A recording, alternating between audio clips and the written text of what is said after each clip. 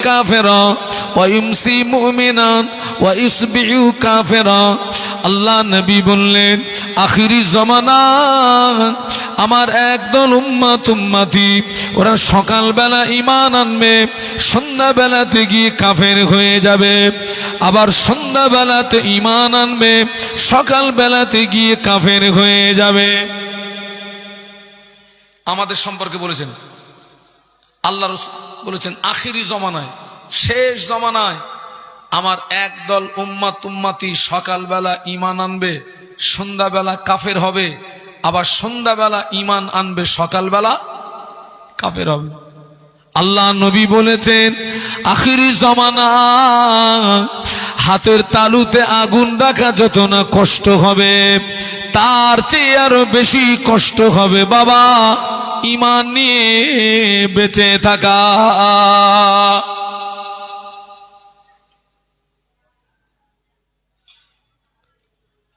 হাতের তালুতে আগুন রাখা যাবে বাবা, তার চেয়ে আরো বেশি কষ্ট হবে কি নিয়ে বাঁচা?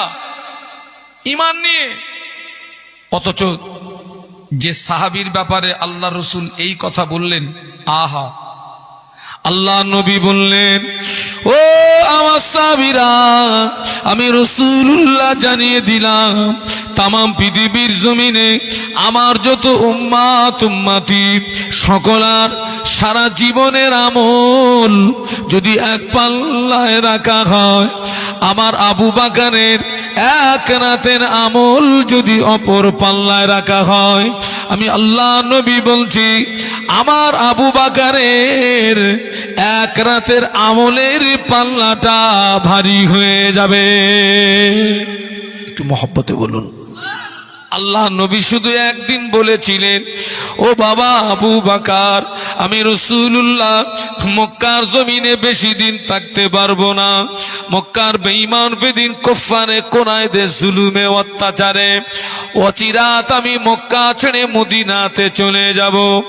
ও বাবা আবু বকর, আমি যেদিন মদিনাতে যাব ওই দিন তুমি আমার সঙ্গী হবে, কথাটা মনে রেখে দিও, কথাটা যেন ভুলে যেও না। আল্লাহর নবী এই কথাটি যেদিন বলেছিলেন, এই কথাটি বলার 6 মাস পরে নবীর হিজরত হচ্ছে, 6 মাস পরে নবীর হিজরত হচ্ছে। গভীর রাত, নিশুতি রাত, কাফেররা নবীর ঘরটা ঘিরে ফেলেছে, আল্লাহ নবীকে জানে মেরে দেবে। আল্লাহ ফেরেশতা জিবরাইলকে দিয়ে সংবাদ পাঠিয়ে দিলেন, ও জিবরাইল সালাম যা আমার হাবিবকে গিয়ে বলো, আমার হাবিবকে আমি আর মক্কায় থাকতে দেব না, আমার হাবিবকে মদিনাতে হিজরত করতে বলো।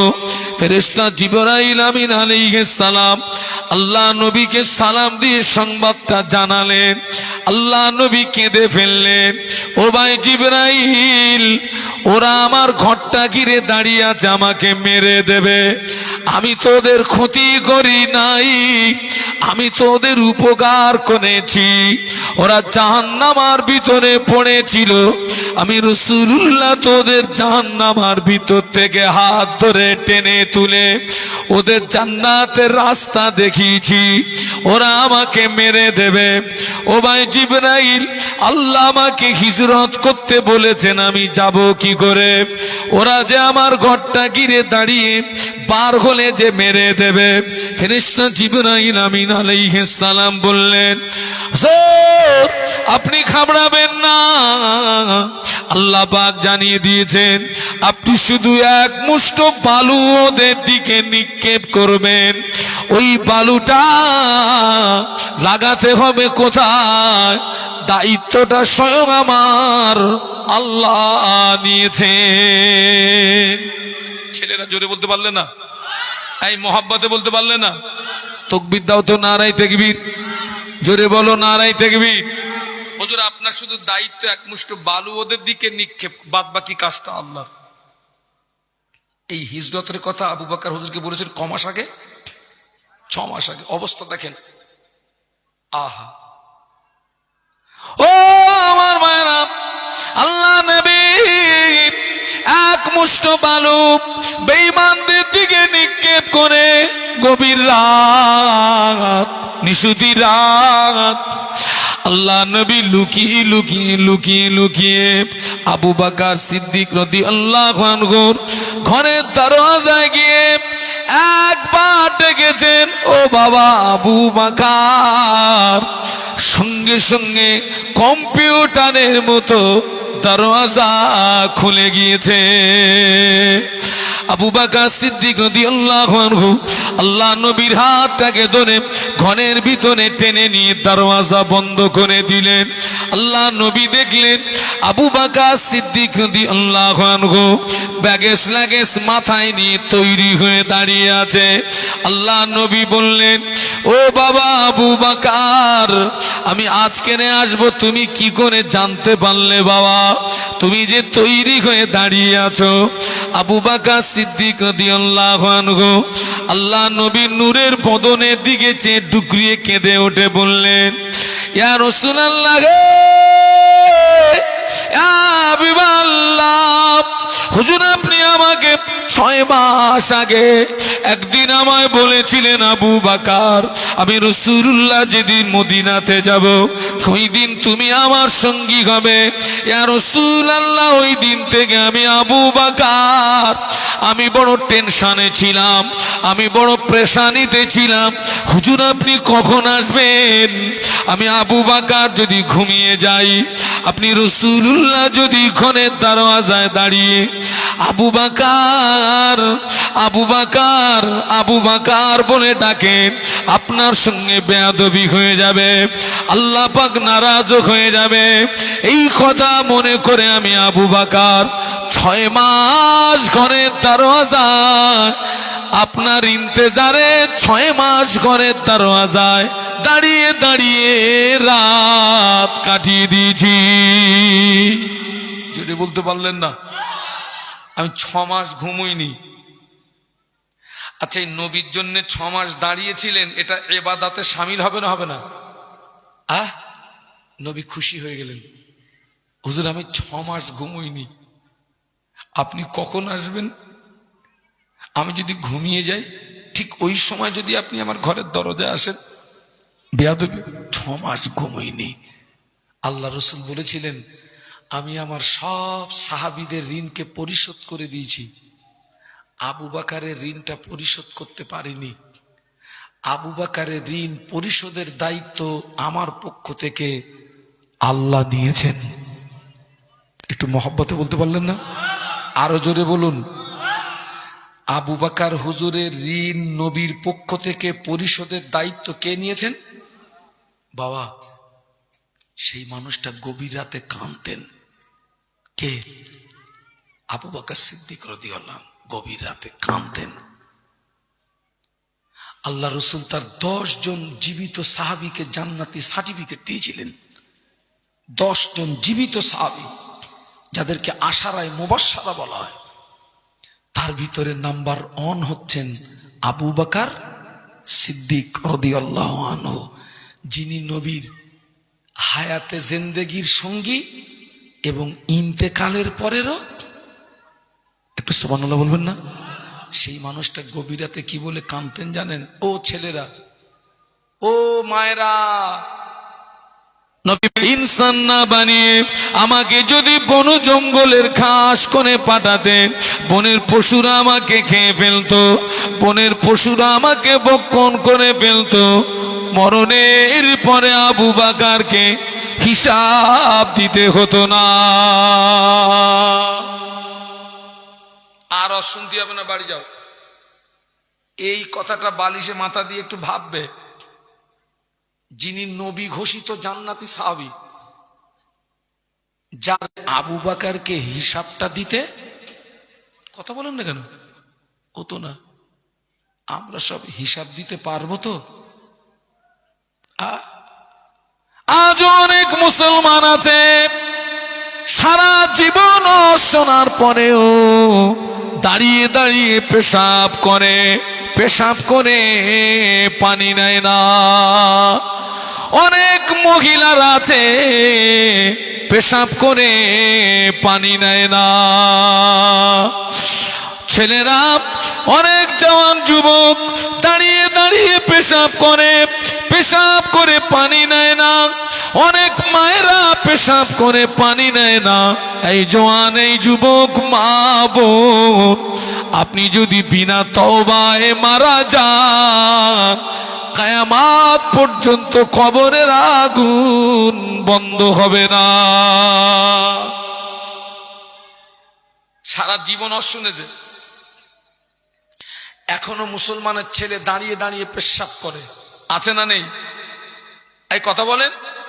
অনেক মহিলারা দাঁড়িয়ে দাঁড়িয়ে ইস্তেঞ্জার কথাটা বলবো না, তবে তারা ইস্তেঞ্জা করে পানি নেয় না। কালকের কবরে যাব, তোমার চিন্তাটা করো, তোমার ভাবনাটা ভাবো। অনেক ছেলেরা আছে সারা জীবন শোনার পরেও বছরে দুদিনের বেশি নামাজ পড়ে না। শুধু দুটো ঈদের নামাজ পড়ে, জুমার নামাজ পড়ে না, 5 ওয়াক্ত নামাজ পড়ে না। আবার অনেক মহিলারা আছে সারা বছরে আমার আল্লাহর জমিনে একটা সেজদা দেয় না। মেয়েদের ঈদের নামাজ নাই, মেয়েদের জুমার নামাজ নাই। সমাজের অনেক মহিলা আছে সারা বছরে আল্লাহর জমিনে একবারও সেজদা দেয় না। আছে না নেই? ও মুরব্বীরা, ও মায়েরা, সারা জীবন শুনেছ তুমি। আমার কিন্তু সকলে সহ্য করতে পারে না। আজকে সমাজ দেখেন, আমি আপনি মারা যাব, আমি আপনি মরে যাব, আমাদের লাশ গোসল দেওয়া হবে, কাপনের কাপড় পরানো হবে, খাঁটি আয় করে লাশ তুলে কবরের ভিতরে শুইয়ে দেওয়া হবে। বিসমিল্লাহে ওয়ালা মিল্লাতে রাসূলিল্লাহে। লাশ কবরের ভিতরে শুইয়ে দি 3 মুঠো করে মাটি দিতে হয়। মিনহা খলাকনাকুম ওয়া ফিহা নুঈদুকুম ওয়া মিনহা নুখরিজুকুম তারাতান উখরা। এই বলে 3 মুঠো মাটি দি 40 কদম আসতে যতটুকু সময়, এর ভিতরে 2 জন ফেরেশতা কবরের ভিতরে প্রবেশ করবে। ওই কবরবাসী আল্লাহর হুকুমে জিন্দা হয়ে যাবে। ফেরেশতারা কবরবাসীকে 3টে প্রশ্ন করবে। এই কটা প্রশ্ন হবে? সবাই জোরে বলুন। 1 নাম্বার প্রশ্ন হবে মার রব্বুকা, তোমার রব কে। 2 নাম্বার প্রশ্ন হবে ওমান নবিয়ুকা, তোমার নবী কে। 3 নাম্বার প্রশ্ন হবে ওমা দীনুকা, তোমার দিন কি। যে লোকটা নামাজ পড়ে না, যে মহিলাটা নামাজ পড়ে না, ওই মহিলা ওর রবকে ওই জবাবটা কি দিতে পারবে নাকি? পারবে? ও তো রবের হুকুম মানেনি, কি জবাব দেবে? ওই বেনামাজি আল্লাহ পাকের নাফরমান বান্দা, ফেরেশতারা জিজ্ঞাসা করবে মার রব্বুকা, তোমার রব কে। ওই সময় বেনামাজি জবাব দেবে লা আদিরি, লা আদিরি, আমি কিছু জানি না, জানি না, জানি না। সুবহানাল্লাহ বলবেন না নাউজুবিল্লাহ বলবেন? আরো জোরে বলুন। আচ্ছা, ও যে বলছে আমি জানি না, সত্য বলছে না মিথ্যা বলছে? ওই যে ফেরেশতা জিজ্ঞাসা করছে তোমার রব কে, ও যে উত্তর দিচ্ছে আমি জানি না, ও সত্য বলছে না মিথ্যা বলছে? সত্য বলছে। ও পাক্কা চিটিংবাজ, মিথ্যা কথা বলতেছে। না,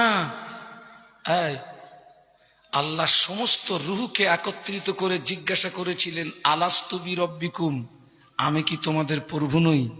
আমরা বলেছিলাম বালা, হ্যাঁ আপনি আমাদের প্রভু। সেদিন স্বীকার করেছি আপনি আমাদের প্রভু। দুনিয়া এসে কি কামাই ধনেছি, কবরে গিয়ে বলছি লাদরি मैं कुछ नहीं जानते। সত্য বলছে না মিথ্যা বলছে? পাক্কা চিটিং বাস, আমি কিছু জানি না। ফেরেশতারা জিজ্ঞাসা করবে ওমা দীনুকা, তোমার দিন কি? এই জায়গাটার নাম কি? বালিগাদা, পদ্মপুকুর খাঁপাড়া।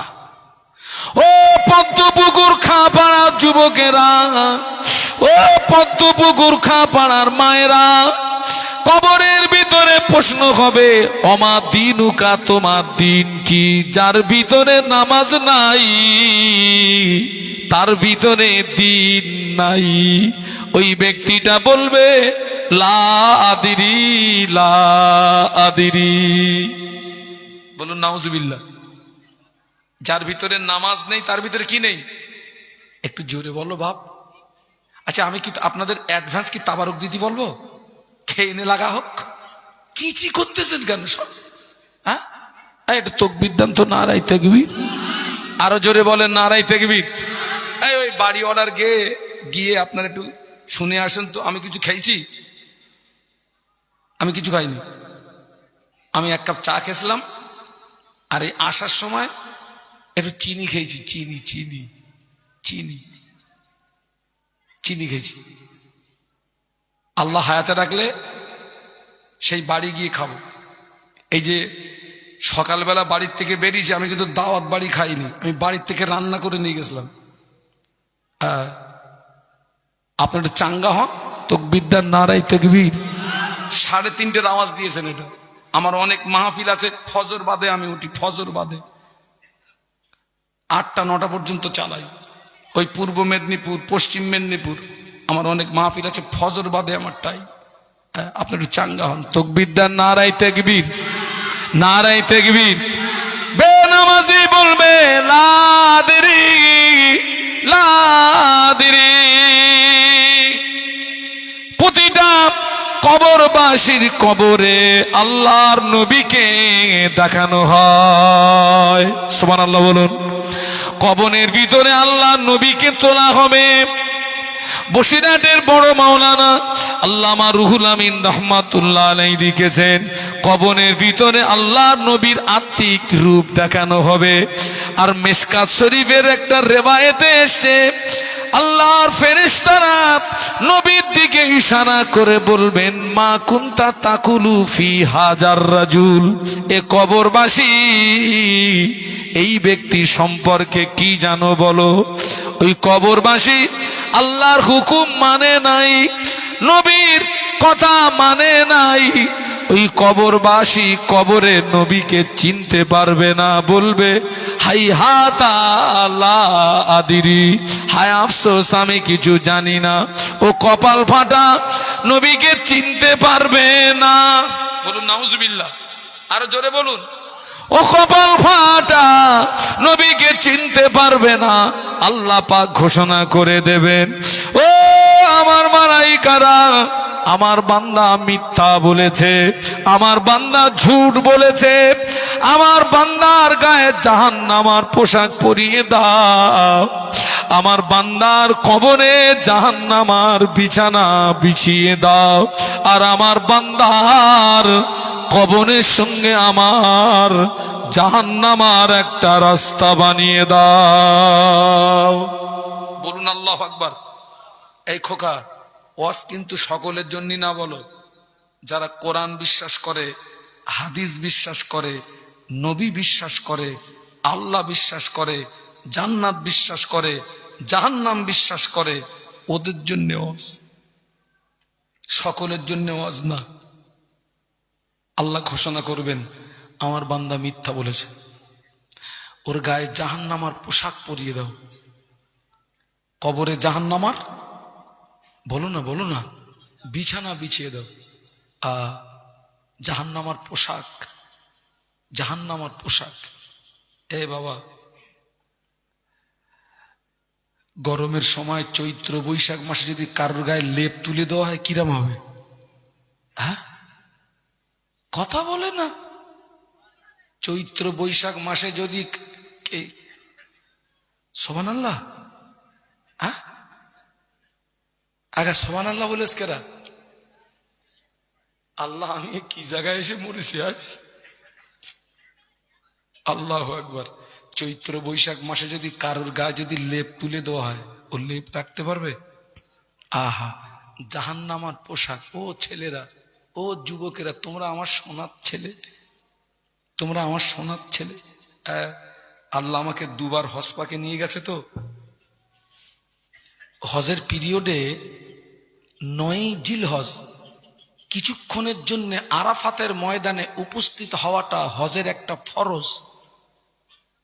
9 জিলহজ কিছুক্ষণের জন্য আরাফাতের ময়দানে অবস্থান হওয়াটা, একটু কথা বলো, ফরজ। আর ওই আরাফাতের ময়দানে আল্লাহ তার লক্ষ লক্ষ হাজি বান্দাদের জীবনের গোনা মাফ করে বেগুনা মাসুম করে দেয়।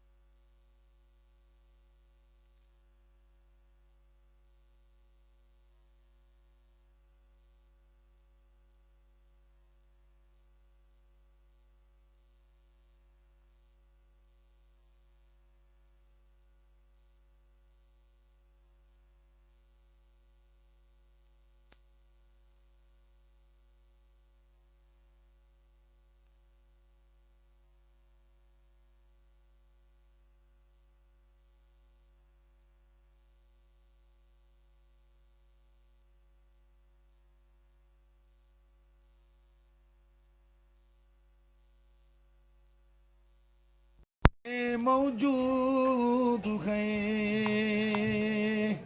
जिनकी खुशबू से महका है सारा जहां, खुशबू मदीने में मौजूद है। अल्लाहुम्मा सल्ली अला सय्यिदिना।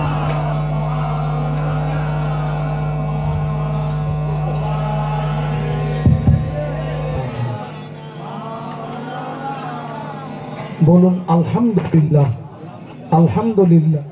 বাবা ব্যাপার, একটা মেশিন তো জ্বলে গেছে, বেচারা ক্ষতি হয়ে গেল, আল্লাহ হেফাজত করেন। বলুন আল্লাহুম্মা। ছেলেরা বাবা সব আসো, ভিতরে আসো, আসো। দরুদ শরীফ। আল্লাহুম্মা সাল্লি আলা সাইয়্যিদিনা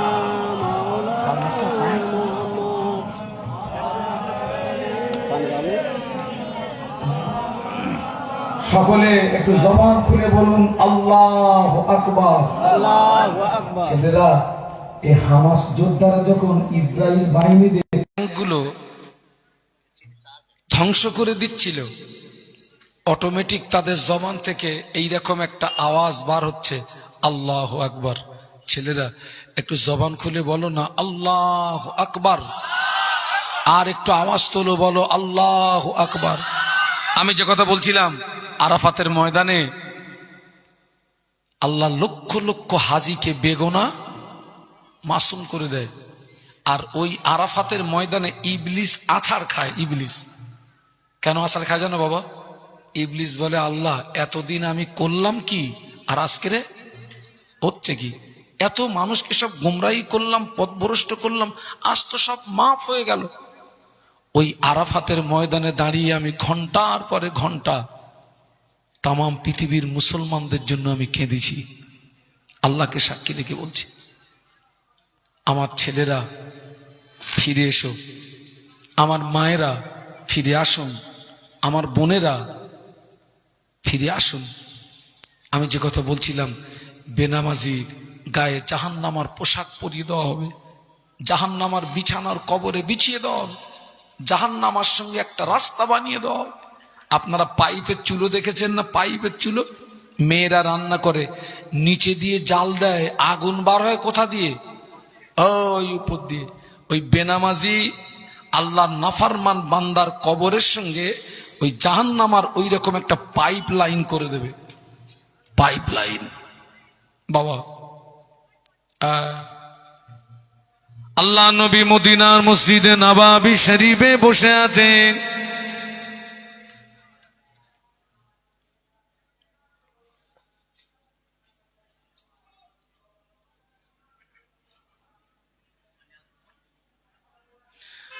মদিনার মসজিদে নববী শরীফে আল্লাহ নবী বসে আছেন।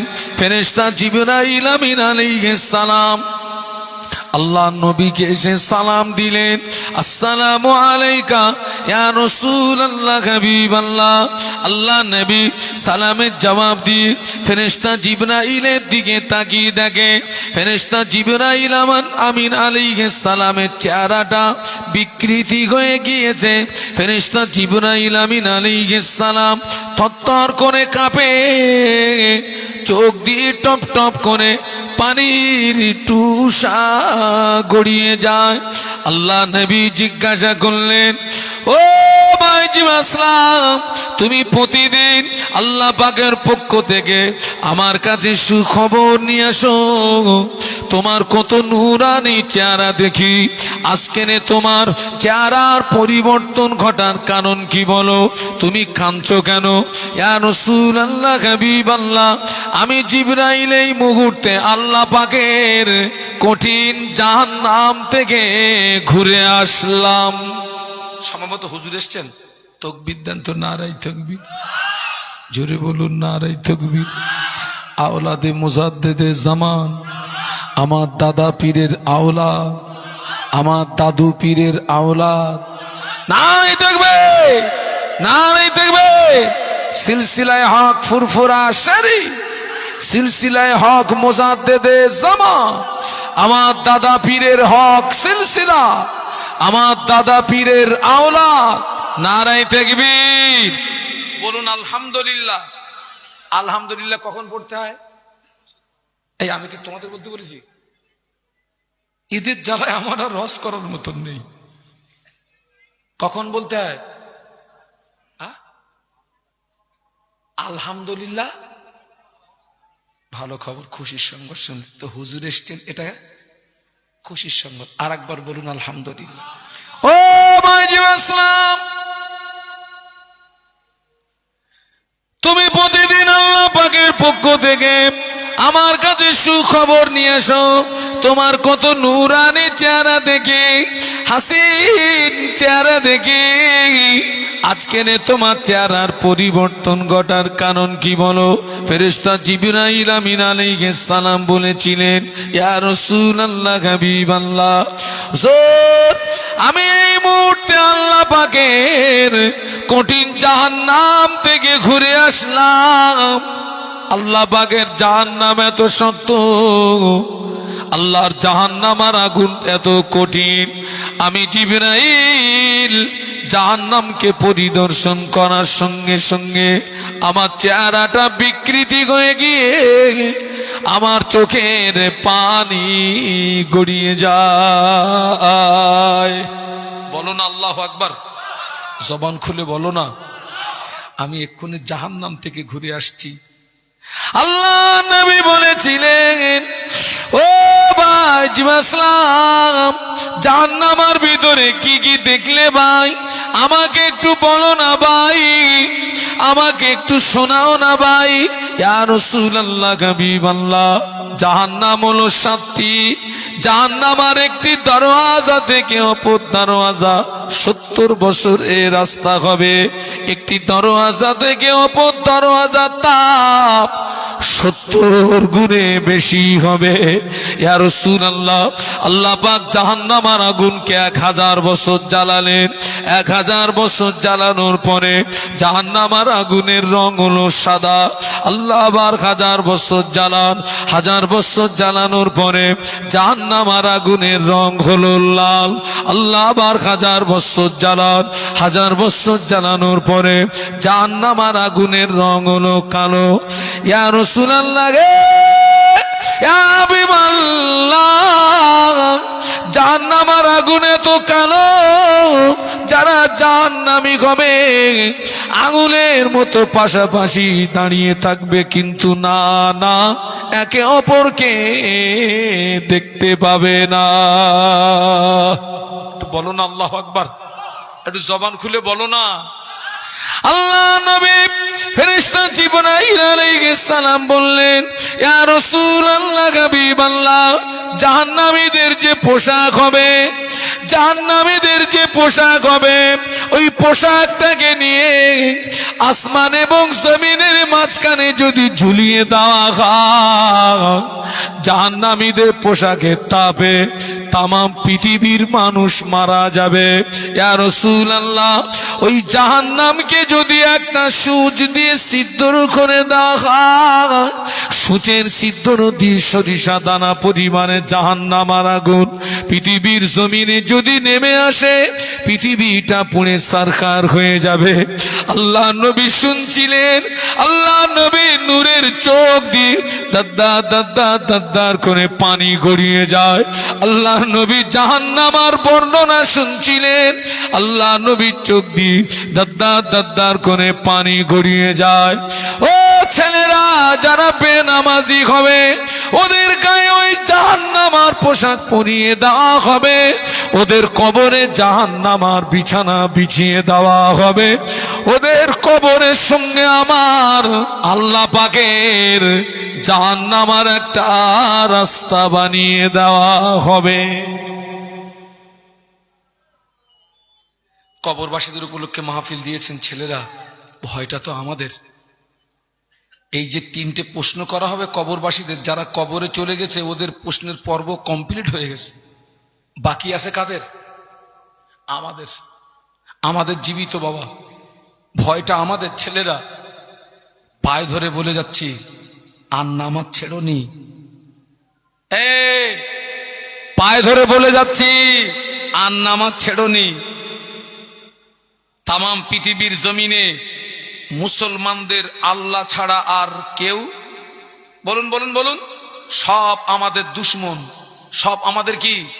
সব দুশ্মন। আল্লাহ ছাড়া কেউ নেই।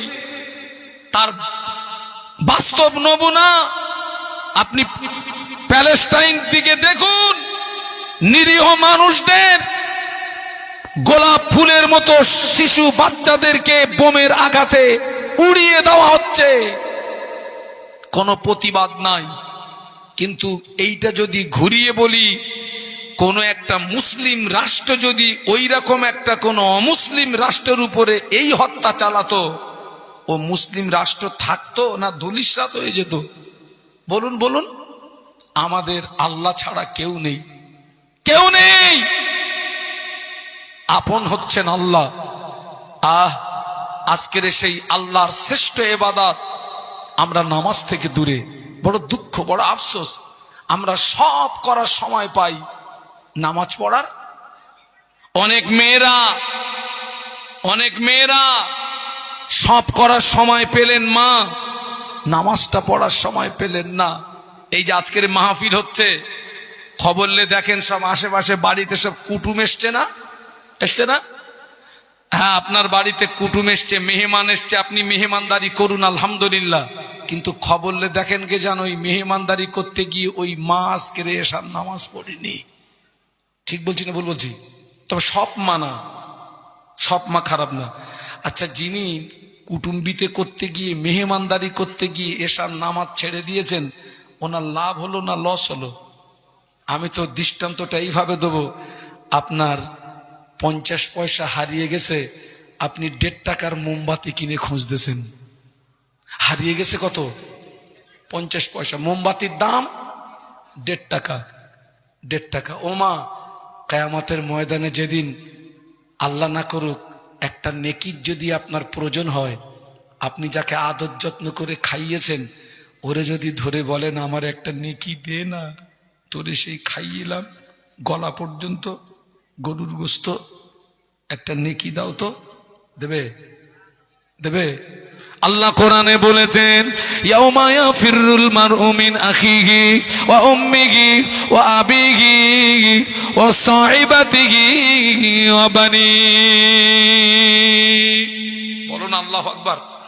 ছেলের একটু জবান খুলে বলো না, তাকবীর দাও, নারায়ে তাকবীর। ইয়াউমা ইয়াফিরুল মারউ মিন আখিহি ওয়া উম্মিহি ওয়া আবিহি ওয়া সাহিবাতিহি ওয়া বানি। আখি মনে ভাই, উম্মুন মনে মা, আবি মনে পিতা। কিয়ামতের ময়দানে মা তোমায় চিনবে না, ভাই তোমায় চিনবে না, বাপও তোমায় চিনবে না, কেউ চিনবে না, চিনবে না।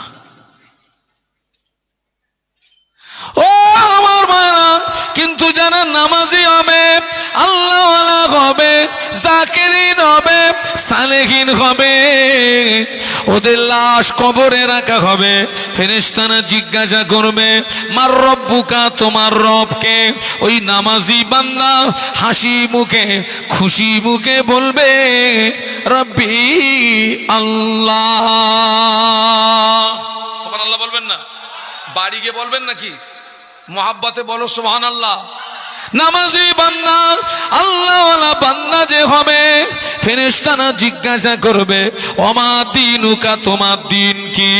ওই নামাজি বান্দা, আল্লাহওয়ালা বান্দা হাসি মুখে, খুশি মুখে বলবে, দিনুল আল ইসলাম, আমার ধর্ম হলো ইসলাম।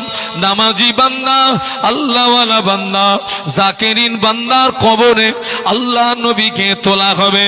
ফেরেশতারা জিজ্ঞাসা করবে, এই ব্যক্তি সম্পর্কে কি জানো বলো?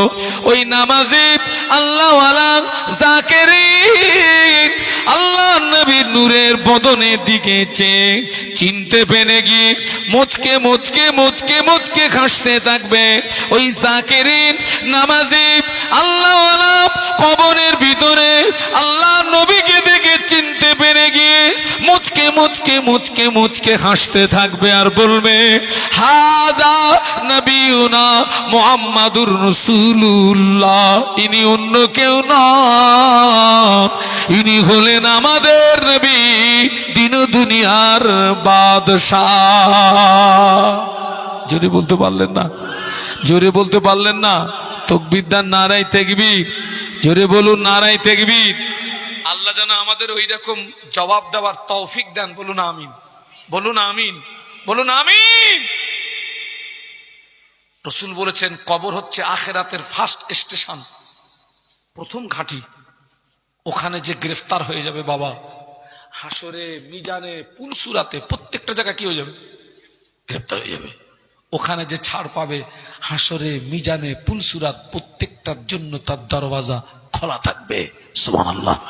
সেই জন্যে নবী সাহাবীরা কবর দেখে কাঁদতেন, নবী সাহাবীরা কবর দেখে কাঁদতেন, কবর দেখে কাঁদতেন, কবর দেখে কাঁদতেন। আমরা কি করছি দেখেন তো, এত মাহফিল হচ্ছে। খোকা, আমার কিন্তু বয়স বেশি না বাবা, আমি রাত জেগে জেগে বুড়ো হয়ে গেছি, আমার বয়স বেশি না। গত কালকেরে আমার বয়সটা হিসাব করলাম, আমার জন্ম তারিখ হচ্ছে 1/1/1979। কত বছর হচ্ছে গো? 79। 1/1/1979। এই ইউটিউবওয়ালারা কত বয়স? 44 বছর। দেখে কি মনে হচ্ছে 60 বছর না? তোদের দাদু তো আমি। হ্যাঁ, এবার থেকে তোরা আমাকে দাদু হুজুর বলে ডাকবি। রাত জেগে জেগে বুড়ো হয়ে গেছি, কালকের ছেলে আমি, কালকের ছেলে। এখন আমি আমার জন্মস্থান বাড়ি ওই হাসনাবাদ নদী পেরিয়ে 17 কিলোমিটার, জায়গাটার নাম ধানিখালি, ওটা হচ্ছে আমার জন্মস্থান। এখন আমি বসিরহাটের সংলগ্ন বিরামনগরের বাসিন্দা। তো এখন আমি আমার ওই জন্মস্থান বাড়ি যাওয়ার সময় পাইনি আমি। তো ওই 3 মাস 4 মাস কি 6 মাস পরে যখন বাড়ি যাই, অনেকে আমাকে চিনতে পারে না, বলে তুই সেই শাহানুর না কি রে, তুই তো পুরো বুড়ো হয়ে গেছিস রে। আমার ছেলেরা নামাজি যারা হবে, আল্লাহওয়ালা যারা হবে, জাকিরিন যারা হবে, সালেহিন যারা হবে, তারা আল্লাহ কবরে তাদের জবান থেকে ওই 3টে প্রশ্নের জবাব বার করিয়ে নেবেন। সুবহানাল্লাহ। আল্লাহ পাক সঙ্গে সঙ্গে ঘোষণা করে দেবে। কি ঘোষণা করবে? ও আমার মালায়েকারা, ও আমার ফেরেশতারা, আমার বান্দা হক বলেছে, আমার বান্দা সত্য বলেছে, আমার বান্দা হক বলেছে, আমার বান্দা সত্য বলেছে, আমার বান্দার গায়ে জান্নাতি পোশাক পরিয়ে দাও, আমার বান্দার কবরের সঙ্গে আমার বান্দার কবরে জান্নাতের বিছানা বিছিয়ে দাও, আর আমার বান্দার কবরের সঙ্গে আমার রহমতের দয়ার জান্নাতের একটা রাস্তা বানিয়ে দাও। যদি বলো না, এই মহব্বতে বলো না। নামাজি আল্লাহওয়ালা যারা হবে, ওদের গায়ে জান্নাতি পোশাক পরিয়ে দেবে, ওদের কবরে জান্নাতের বিছানা বিছিয়ে দেবে, কবরের সঙ্গে জান্নাতের একটা রাস্তা।